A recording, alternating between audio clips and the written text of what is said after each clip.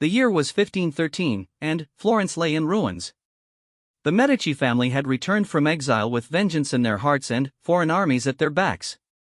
In a cramped cell within the Bargello prison, a man who had once walked the corridors of power now faced the brutal reality of political defeat. His name was Niccolò Machiavelli, and, though his body bore the scars of torture, his mind burned with insights that would reshape humanity's understanding of power for centuries to come.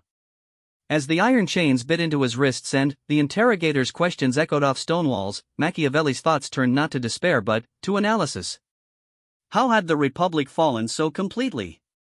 Why had good intentions and noble ideals crumbled before calculated ruthlessness? In the darkness of his cell, surrounded by the stench of fear and failure, he began to formulate the principles that would become his immortal legacy, a guide to power so stark, so uncompromising, that it would be both revered and reviled across 500 years of human history. Part 1: The Architecture of Absolute Power. The morning sun cast long shadows across the courtyard of the Palazzo Vecchio as Lorenzo de' Medici, later known as Lorenzo the Magnificent, received news that would test everything his grandfather Cosimo had taught him about power. A conspiracy had been uncovered. The Pazzi family, backed by Pope Sixtus IV and the King of Naples, planned to assassinate him and his brother Giuliano during Easter Mass at the Cathedral of Santa Maria del Fiore. Most men would have fled or sought protection in conventional ways. Lorenzo chose a different path, one that Machiavelli would later immortalize as the first principle of unbreakable power, the complete mastery of fear. Rather than hiding from his enemies, Lorenzo announced he would attend Mass as planned. But, behind this apparent bravado lay a web of calculated preparations that demonstrated the first pillar of Machiavellian power, the understanding that true strength comes not from the absence of fear, but from its systematic cultivation and deployment. In the days leading up to Easter Sunday, 1478, Lorenzo's agents moved through Florence like shadows, not to prevent the conspiracy, but to ensure it would serve his purposes. The morning of the Pazzi conspiracy dawned with deceptive tranquility. As the cathedral bells rang across Florence, calling the faithful to worship, Lorenzo entered the sacred space knowing that assassins waited among the congregation. When the attack came during the elevation of the host, it unfolded exactly as he had anticipated. Giuliano fell, pierced by 19 wounds, his blood staining the marble floor. But Lorenzo, though wounded, fought his way to safety behind the altar, his survival appearing miraculous to those who witnessed it. What the people of Florence did not see was the careful orchestration that had preceded these moments. Lorenzo had ensured that his supporters were strategically placed throughout the cathedral, that escape routes had been secured, and, most importantly, that the failure of the conspiracy would appear to be divine intervention rather than human preparation. In the hours that followed, as the city erupted in violence against the conspirators, Lorenzo emerged not as a man who had barely escaped death, but as a leader blessed by providence and strengthened by adversity. The systematic destruction of the Pazzi family that followed revealed the true nature of Machiavellian power. Francesco Pazzi was thrown from the windows of the Palazzo Vecchio while still alive, his naked body left to hang from the building's facade. Archbishop Salviati, who had blessed the conspiracy, was hung in his ecclesiastical robes, a deliberate message about the relationship between sacred and secular authority. The other conspirators met fates so gruesome that they served as warnings for generations to come. But Lorenzo's masterstroke was not in the violence itself, but in its presentation. Every execution was framed as justice, every confiscation of property as necessary security, every act of vengeance as the will of the people. Through carefully managed displays of public mourning for Giuliano and thanksgiving for his own survival, Lorenzo transformed a moment of weakness into a demonstration of unassailable strength. The conspiracy had sought to destroy Medici power, instead, it had consecrated it. This transformation of crisis into opportunity illustrates the first fundamental principle of Machiavellian power, the alchemy of adversity. Those who seek to become unstoppable must learn to view every challenge not as a threat to be avoided, but as raw material to be forged into stronger foundations for their authority. The successful prince does not prevent conspiracies, he ensures that they serve his interests whether they succeed or fail. Years later, as Machiavelli reflected on these events from his exile in Sant'Andrea in Percasina, he understood that Lorenzo's triumph had nothing to do with luck or divine favor. It was the product of a mindset that modern power seekers must cultivate, the complete rejection of victimhood. In a world where most people react to circumstances, true power belongs to those who create them. The unstoppable leader does not wait for opportunities, he manufactures them from the raw material of conflict and chaos.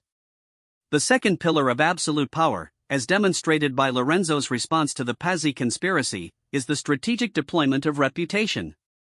Power is not merely the ability to compel obedience, it is the capacity to make obedience appear natural, inevitable, even desirable. In the weeks following the conspiracy, Lorenzo did not rule through fear alone. He orchestrated a careful campaign of public appearances, generous gifts to the people, and symbolic gestures that reinforced his image as Florence's rightful and divinely protected leader. The famous incident of Lorenzo's journey to Naples exemplifies this principle in action. When King Ferdinand threatened Florence with invasion in retaliation for Lorenzo's harsh treatment of the conspirators, Lorenzo made a decision that seemed to border on madness. He traveled personally to Naples to negotiate with his enemy. To most observers, this appeared to be either supreme confidence or suicidal folly. In reality, it was a calculated demonstration of the power of reputation. Lorenzo understood that Ferdinand's threats were largely bluster, dependent on maintaining the appearance of strength without the costly reality of prolonged warfare. By appearing in Naples personally, Lorenzo forced Ferdinand into a position where backing down could be presented as magnanimous rather than weak. The negotiations that followed were less about the specific terms of agreement than about allowing both leaders to claim victory while avoiding the ruinous expense of actual conflict. The true genius of Lorenzo's gambit lay not in its immediate success, but in its long-term impact on his reputation. Throughout Italy, courts buzzed with stories of the Florentine leader who had walked into the lion's den and emerged not only unharmed but triumphant. This was the birth of a legend that would serve Medici interests for generations, the idea that Lorenzo possessed some ineffable quality that made him dangerous to oppose and valuable to support. Modern power seekers often misunderstand this principle, believing that reputation is simply about being liked or admired. Machiavelli's insight is more subtle and more powerful. Reputation is about creating predictable responses in others. When people believe you are unstoppable, they behave as if you are unstoppable, which in turn makes you actually unstoppable. The key is understanding that this belief must be carefully cultivated through consistent action, not merely claimed through words. The third foundation of unbreakable power emerges from Machiavelli's observation of how Lorenzo maintained control over Florence's complex web of competing interests. Medieval and Renaissance cities were not unified entities but collections of rival families, guilds, neighborhoods, and factions, each with their own ambitions and grievances. The conventional approach to leadership in such environments was to seek broad consensus and avoid taking sides in factional disputes. Lorenzo chose the opposite path, one that Machiavelli would later codify as the principle of controlled division. Rather than trying to unite Florence's competing factions, Lorenzo systematically ensured that none of them became powerful enough to challenge his authority while making each dependent on his favor for their continued prosperity. The Wool Guild, which controlled much of Florence's international commerce, found their trade routes protected by Lorenzo's diplomatic connections but also discovered that those same routes could be disrupted if they opposed Medici interests. The old noble families were granted ceremonial honors and profitable marriages into the Medici network, but were gradually excluded from actual decision-making power. Most brilliantly, Lorenzo created what modern strategists would recognize as a system of competitive dependency. Each faction within Florence was given just enough power and prosperity to make them invested in the existing system, while being kept aware that their rivals were equally positioned to benefit from any disruption. The Pazzi conspiracy had failed not only because of Lorenzo's personal preparations, but because the majority of Florence's power brokers calculated that their interests were better served by Medici's stability than by the chaos that would follow successful regime change. This principle of controlled division requires a level of strategic thinking that most leaders find uncomfortable.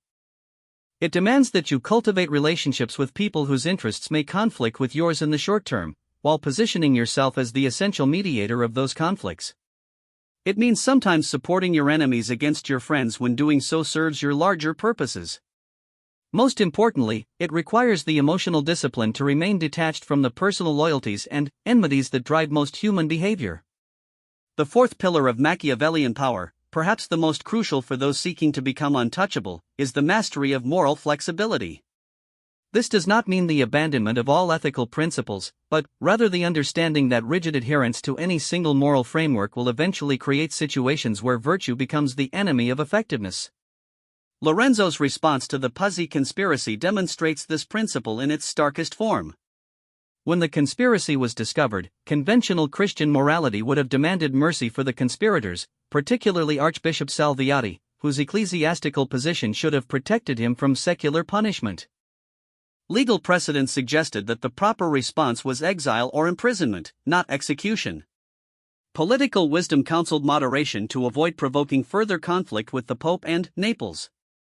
Lorenzo ignored all these considerations and ordered executions that were deliberately theatrical in their brutality. This was not the action of a man driven by rage or vengeance, though he carefully cultivated that impression among his enemies.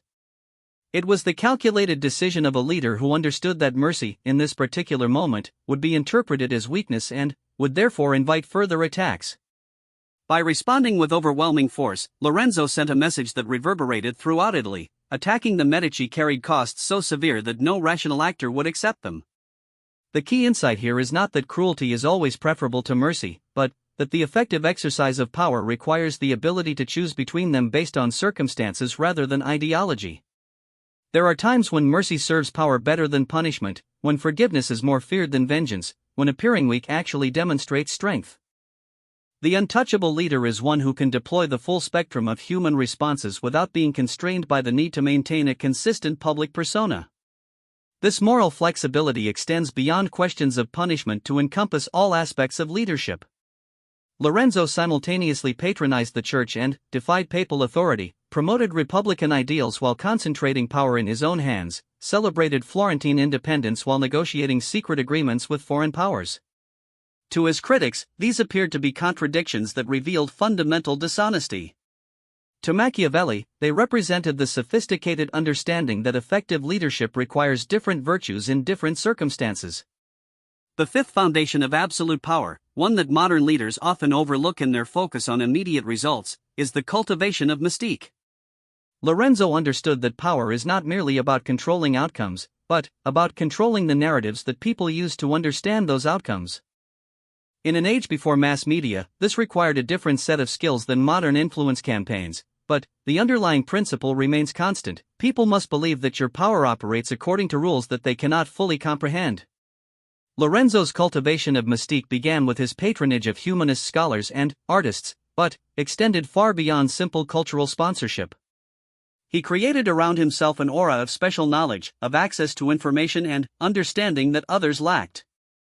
His famous friendship with philosophers like Pico della Mirandola and Marsilio Ficino was not merely intellectual curiosity, but a deliberate strategy to associate himself with mysteries that the common people revered but could not penetrate.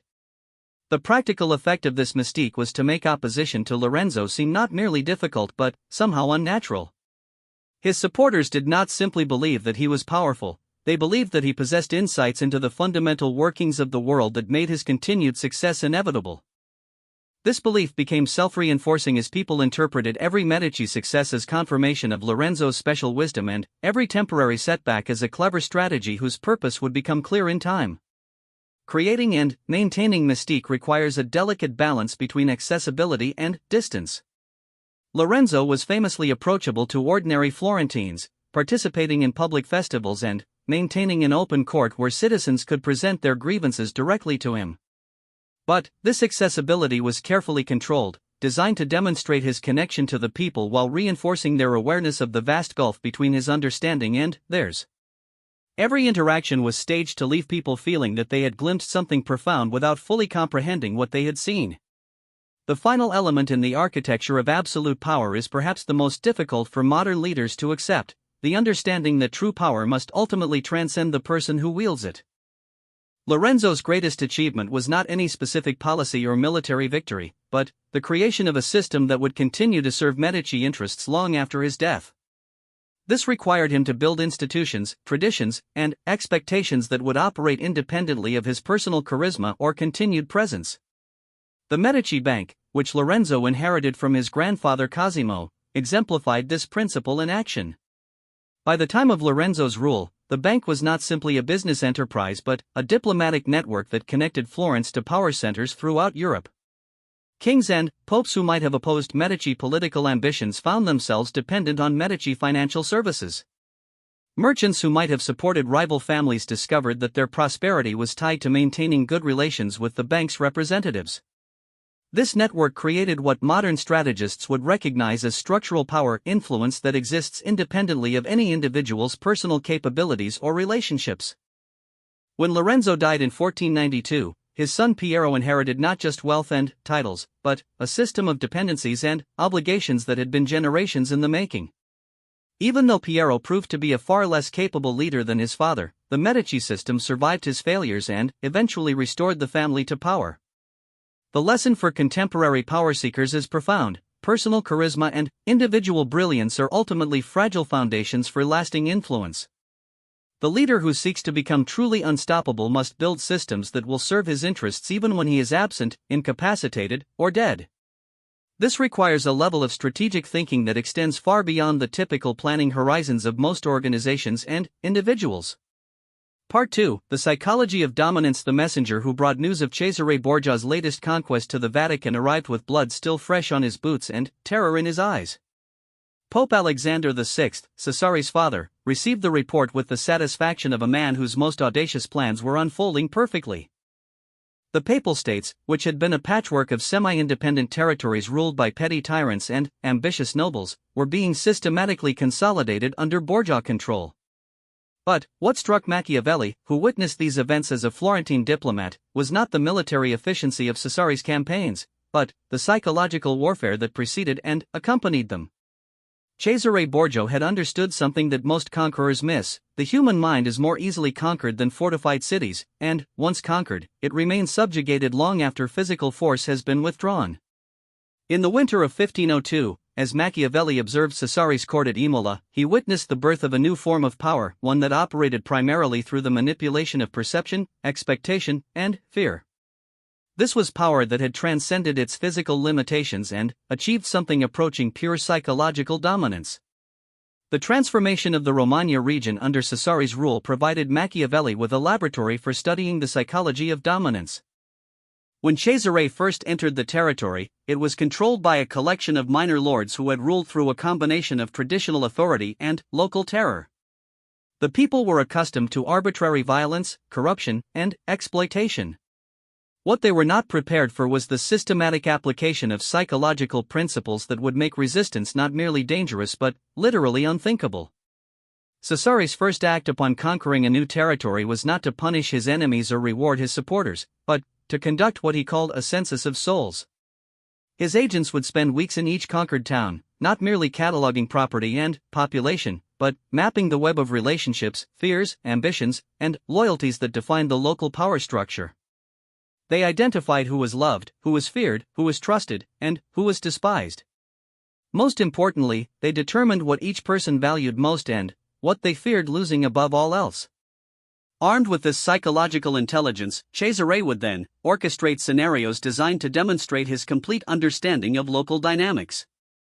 A corrupt official who had been taking bribes would find himself publicly praised for his honesty while being privately presented with evidence of his crimes. A popular local leader would be invited to a feast where he would be seated in the place of honor while watching former allies subtly indicate their new allegiance to Borgia power. A merchant who valued his reputation above his life would discover that Cesare possessed detailed knowledge of secrets that could destroy him socially long before any physical punishment became necessary. The genius of this approach was that it made traditional forms of resistance impossible. How does one organize a rebellion against an enemy who seems to know your thoughts before you think them? How does one plan betrayal when every potential ally has been compromised in ways that make their loyalty to you a threat to their own survival? Cesare had created a situation where opposing him required people to act against their own psychological self-interest, something that very few humans are capable of doing consistently. The incident that crystallized Machiavelli's understanding of Cesare's methods occurred in the city of Senigallia on December 31, 1502. Several of Cesare's former allies had begun plotting against him, led by Vitellozzo Vitelli and Aliverato da Fermo.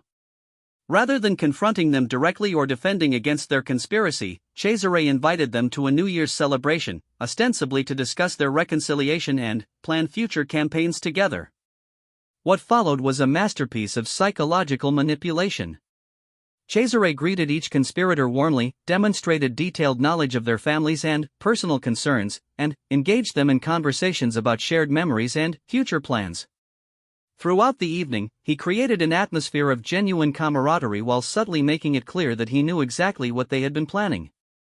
The conspirators found themselves in the impossible position of trying to maintain their plot while being treated with apparent friendship by a man who obviously knew their intentions. The psychological pressure of this situation was unbearable. By the end of the evening, the conspirators had not only abandoned their plans but had begun competing with each other to demonstrate their loyalty to Cesare. When he finally ordered their arrest, it came almost as a relief. They had been psychologically defeated hours before their physical capture. Vitellozzo and Alvarado were strangled that same night, but their deaths were merely the physical conclusion of a psychological victory that had been achieved through the manipulation of guilt, fear, and confused loyalty.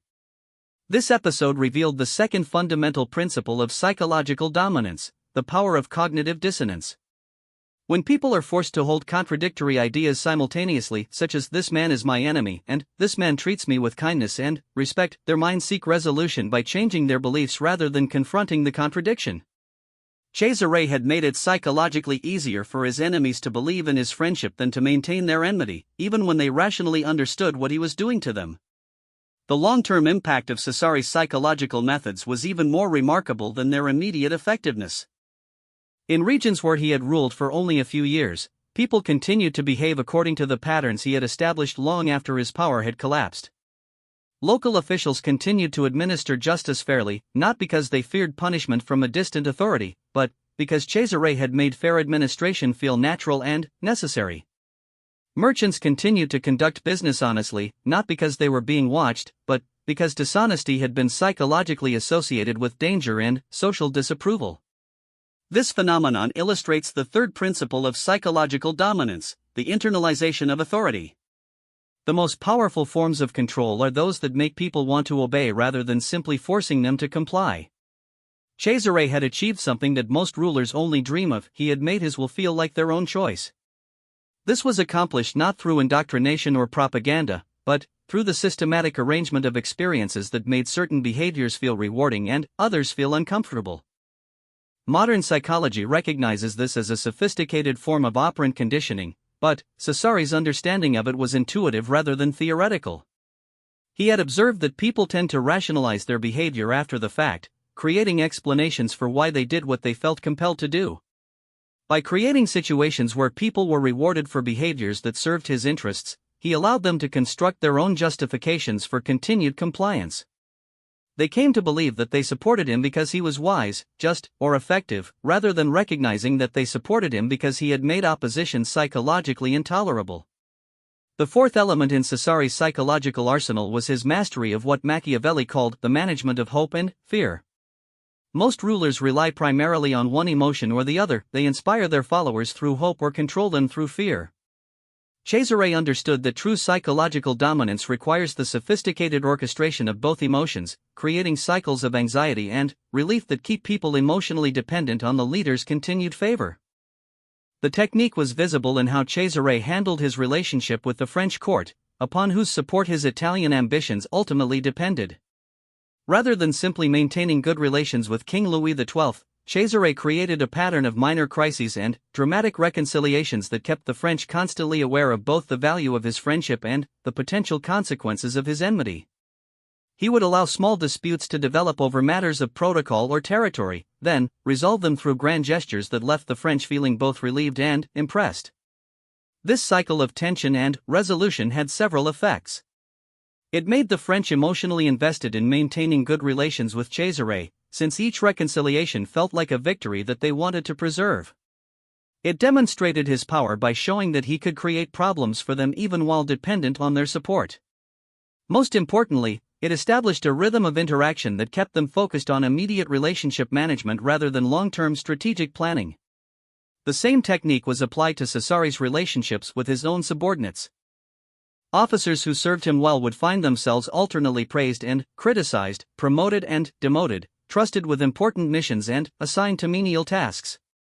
This created a psychological environment where loyalty became an addiction. People served Cesare not just because they feared punishment or hoped for reward, but because the emotional intensity of their relationship with him had become the organizing principle of their inner lives.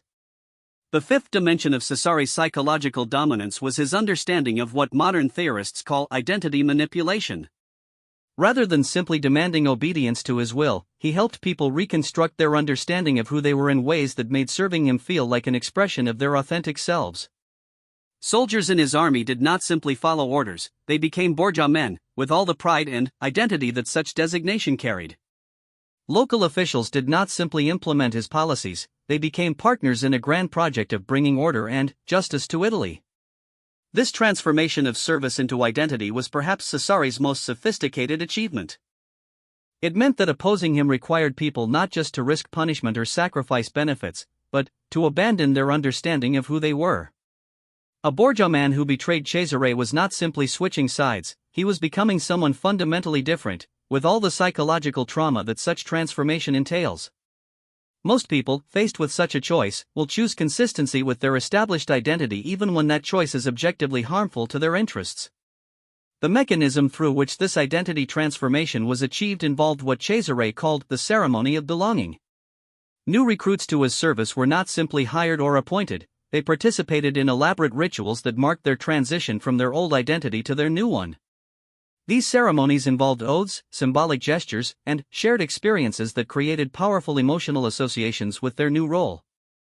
More importantly, they were designed to be irreversible. Once someone had participated in the ceremony of belonging, returning to their former status would require them to betray not just Cesare but the part of themselves that had been created through the ritual. The sixth element of Cesari's psychological arsenal was his mastery of selective revelation. While most leaders either attempt to maintain complete secrecy about their plans or share information relatively broadly, Cesare understood that information itself could be used as a tool for creating psychological dependency. He would share different pieces of his overall strategy with different people, creating a situation where each person felt specially trusted while remaining dependent on him for a complete understanding of what was happening. This technique served multiple purposes simultaneously. It made each person feel uniquely valued, since they possessed information that others lacked. It prevented anyone from developing a complete enough understanding of Cesari's methods to effectively oppose him. It created a network of mutual dependence, since people needed to maintain their relationship with Cesare to continue receiving information that they had come to see as essential to their own success. Most importantly, it made opposing Cesare feel like stepping into darkness, since doing so meant giving up access to the information that had become central to their decision-making process. The ultimate expression of Cesari's psychological dominance was visible in how his enemies behaved even after his power had begun to collapse. When Pope Alexander VI died in 1503 and Cesare found himself without papal support, many of the lords he had dispossessed began planning their return to power. But, even in organizing their resistance, they continued to operate according to the psychological patterns he had established. They sought his approval for their plans, competed for his attention and favor, and structured their campaigns around responses to moves they anticipated he might make. This phenomenon revealed the deepest truth about psychological dominance. Once established, it becomes a framework for understanding reality that persists even when the original source of power has been removed. Cesare had not simply controlled his enemies' actions, he had shaped their thoughts, expectations, and perceptions in ways that continued to serve his interests even when he was no longer in a position to enforce his will directly. They had become psychologically dependent on the very system of power that had oppressed them. The seventh and final principle of psychological dominance that Machiavelli extracted from observing Cesare was the understanding that true power must ultimately become invisible. The most sophisticated forms of psychological control are those that people do not recognize as control at all. Cesari's greatest achievement was making his authority feel natural, inevitable, and even beneficial to those who lived under it. People obeyed him not because they feared his punishment but because his way of seeing things had become their way of seeing things.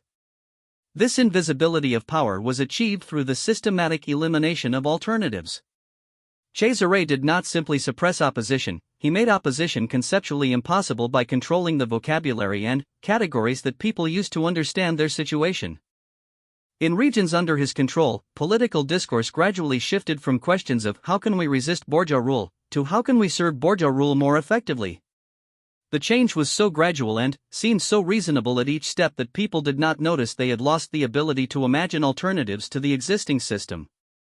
When Cesari's power finally collapsed following his father's death and his own illness, the psychological structures he had created did not immediately disappear. In many regions, people continued to behave according to the patterns he had established, not because they still feared him, but because those patterns had become their understanding of how civilized society should function. His greatest victory was not in conquering territory or defeating enemies, but in conquering minds so completely that his way of thinking outlived his capacity to enforce it. Part 3: The Immortal Crown and the Shadow of Santa Croce. As Florence's greatest minds gathered to witness what would become known as the Pazzi conspiracy trials, an aging man watched from the crowd with eyes that had seen the rise and fall of more princes than most men could name. Giovanni Rosselli, merchant prince and patron of humanists, understood that he was witnessing something far more significant than the punishment of failed conspirators. He was observing the birth of a new form of power, one that would outlive the mortal men who wielded it and become a permanent feature of the political landscape. The trials themselves were masterpieces of theater, designed not merely to punish the guilty but to establish principles that would govern Florence for generations. Lorenzo de' Medici did not simply want to defeat his enemies, he wanted to create a system where such enemies could never again threaten what he had built. As each conspirator was brought before the assembled crowd, as evidence was presented and sentences pronounced, Lorenzo was not just administering justice but encoding the DNA of immortal power into the very structure of Florentine society. Machiavelli, observing these proceedings as a young man whose own understanding of power was still forming, grasped something that would become central to his later writings: the difference between power that dies with its wielder and power that transcends the limitations of human mortality. Lorenzo was not content to be remembered as a great prince, he was determined to become the foundation upon which all future greatness would be built. The first principle of immortal power, as demonstrated by Lorenzo's systematic transformation of Florence following the Pazzi conspiracy, is the institutionalization of advantage. Rather than relying solely on personal charisma or individual relationships, the immortal prince creates systems that automatically serve his interests regardless of who operates them. Lorenzo's approach to this challenge was both subtle and comprehensive, touching every aspect of Florentine life. The Medici Bank, which had been primarily a commercial enterprise under Cosimo's leadership, was gradually transformed into something approaching a parallel government.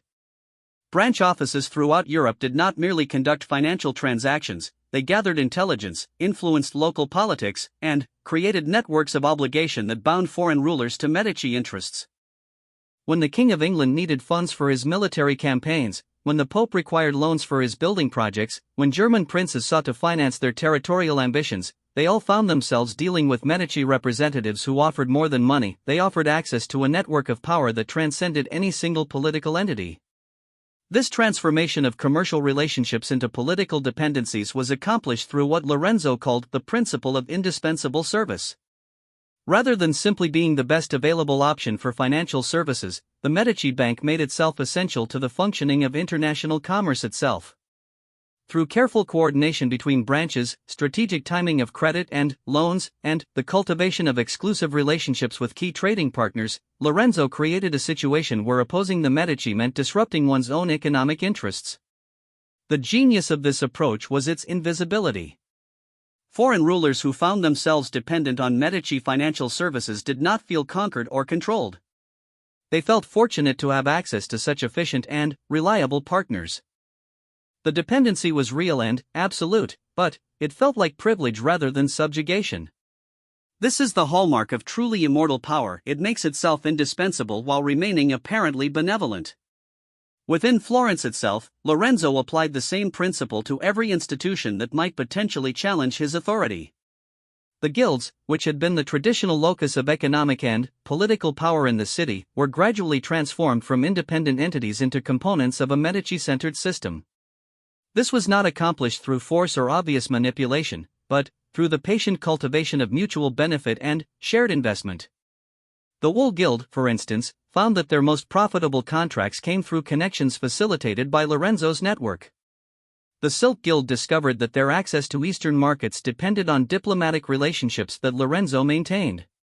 The Bankers Guild learned that their regulatory environment was most favorable when they worked in harmony with Medici interests.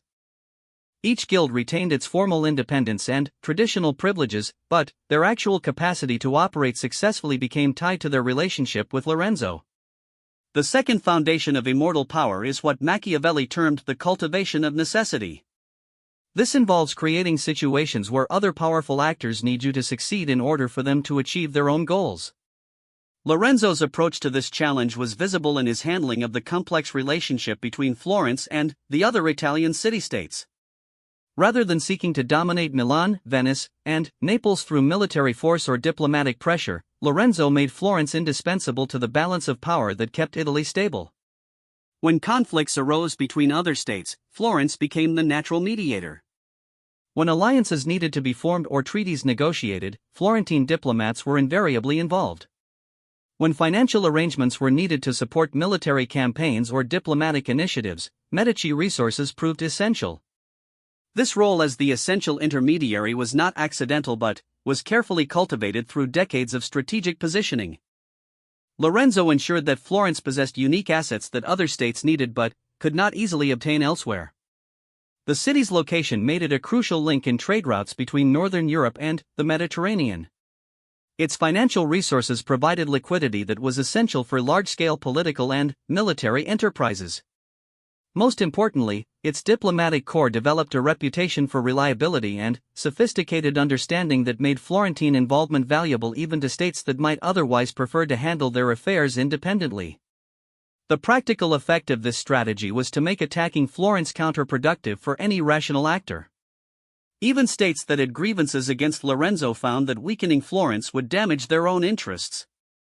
The Pazzi conspiracy had failed not only because of Lorenzo's personal preparations, but because most of Italy's power brokers calculated that Florentine stability served their interests better than the chaos that would follow successful regime change. The third pillar of immortal power involves the systematic cultivation of legitimacy across multiple domains. While traditional princes derived their authority primarily from hereditary right, military victory, or popular support, the immortal prince must establish claims to legitimacy that transcend any single source and reinforce each other in ways that make challenge conceptually difficult. Lorenzo's approach to this challenge was multifaceted and sophisticated.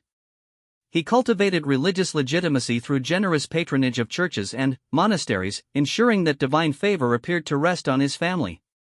He established intellectual legitimacy by supporting humanist scholars and commissioning philosophical works that presented Medici rule as the natural expression of wisdom and learning.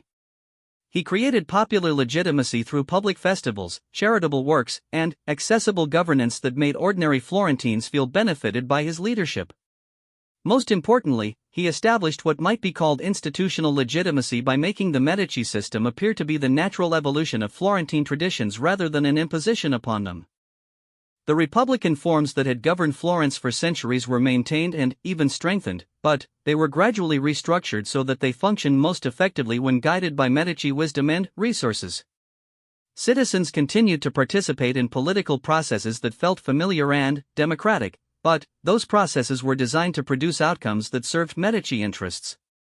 This multiplication of legitimacy claims created a situation where opposing Lorenzo required challenging not just his political authority but the entire framework of assumptions that governed Florentine life. His enemies found themselves in the position of appearing to oppose not just a man or even a family, but civilization itself. This is perhaps the most powerful technique available to those who seek immortal power, making resistance feel not just dangerous but somehow unnatural and destructive. The fourth foundation of immortal power is the strategic management of succession and continuity.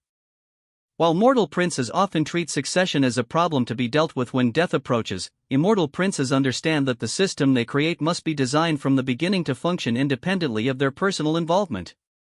Lorenzo's approach to this challenge was both practical and psychological.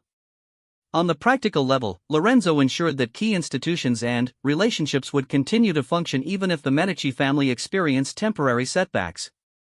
The bank's operations were distributed across multiple branches managed by partners who had their own stakes in its continued success.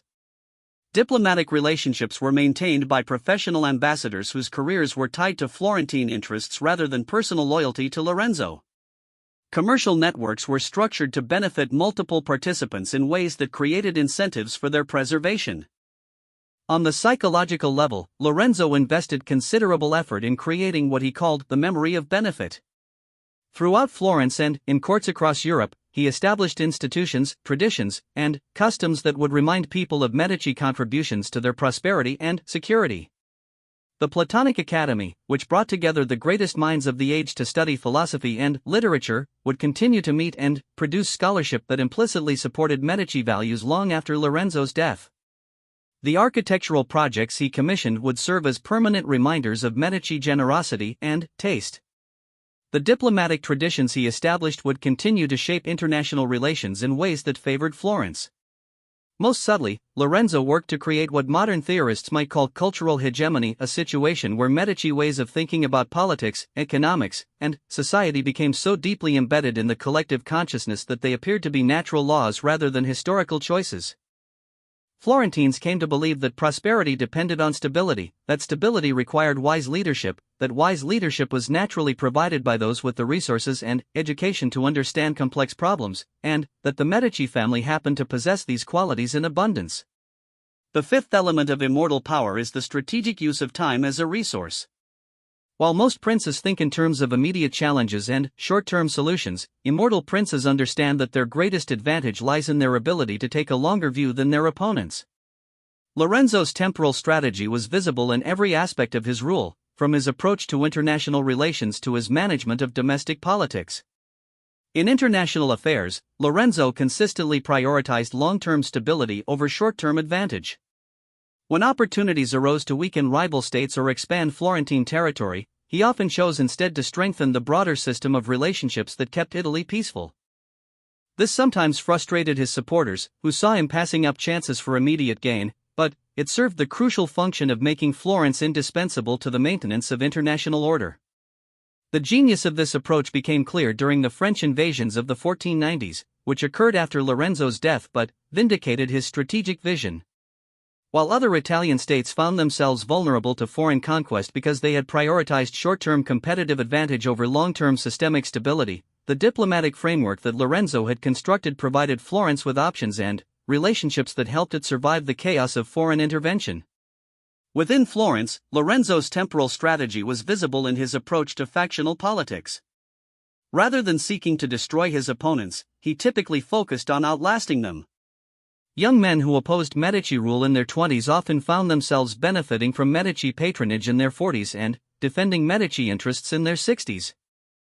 This transformation was not accomplished through corruption or coercion, but through the patient demonstration that Medici's success served everyone's long-term interests. The sixth foundation of immortal power involves the cultivation of what Machiavelli called virtuous circles of dependency. This refers to the creation of self-reinforcing systems where each element supports and strengthens every other element, making the whole structure increasingly stable over time. Lorenzo's masterpiece in this regard was his transformation of Florence's relationship with the papal court. The traditional relationship between Florence and Rome had been one of mutual suspicion and intermittent conflict. Florentine merchants resented papal restrictions on banking practices. Papal authorities worried about Florentine independence and republican traditions. Both sides competed for influence in the broader Italian political system. Lorenzo recognized that this antagonistic relationship was ultimately destructive for both parties and worked systematically to transform it into a partnership that served mutual interests.